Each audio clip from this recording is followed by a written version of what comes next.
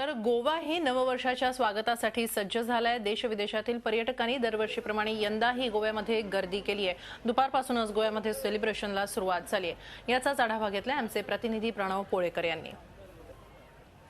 नवीन वर्षाच्या स्वागतासाठी गोवा राज्य सज्ज झालाय आणि गोव्यामध्ये नवीन वर्षाच्या स्वागतासाठी मोठ्या संख्येने पर्यटक जे आहेत ते दाखल झालेले आहेत। आपण सध्या आहोत कलंगूट या ब्रिजवर, बघू शकतो की लाखोंच्या संख्येने पर्यटक या ठिकाणी दाखल झाले आहेत। गोवा राज्यात यावेळी 5 लाखांपेक्षा जास्त पर्यटक दाखल झाल्यामुळे अख्खं गोवा सध्या जे आहे ते हाऊसफुल झालंय। सगळे बीच रिसॉर्ट्स जे आहेत ते हाऊसफुल झालेत। आपल्यासोबत महाराष्ट्रामधून आलेले काही पर्यटक आहेत की जे खास गोव्यासाठी न्यू इयर सेलिब्रेशनसाठी आलेले आहेत।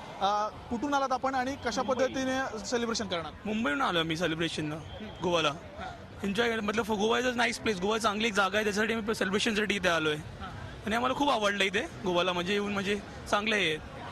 आणखीन काही पर्यटक आपल्या सोबत आहेत। कैसा लग रहा है आपको यहाँ के और किस तरह से आप एंजॉय कर रहे हैं? बहुत अच्छा लग रहा है। Nice place. कैसा लग रहा है आपको? बहुत अच्छा, बहुत मजा आ रहा है। और किस तरह से आप एंजॉय कर रहे हैं? मैं तो बहुत मजा कर रहा हूँ, एकदम धमाल फुलटो, एकदम क्या बोलते पानी में एकदम धमाल हो गया। ये मैंने देखने लायक प्लेस है। आपल्यासोबत आणखीन काही पर्यटक आहेत। नेमका कशा पद्धतीने तुम्ही एंजॉय करता आणि कुठून आलात? सर कहाँ से आए आप और किस तरह से एंजॉय कर? हम कर्नाटक से आए हैं, बेंगलोर से।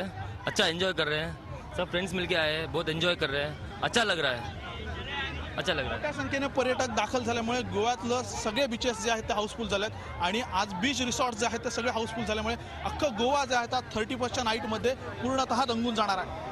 व्हिडिओ जर्नलिस्ट दीपक मोहितेसह प्रणव पोळेकर, झी मीडिया, गोवा। झी 24 तास रहा एक पाऊल पुढे।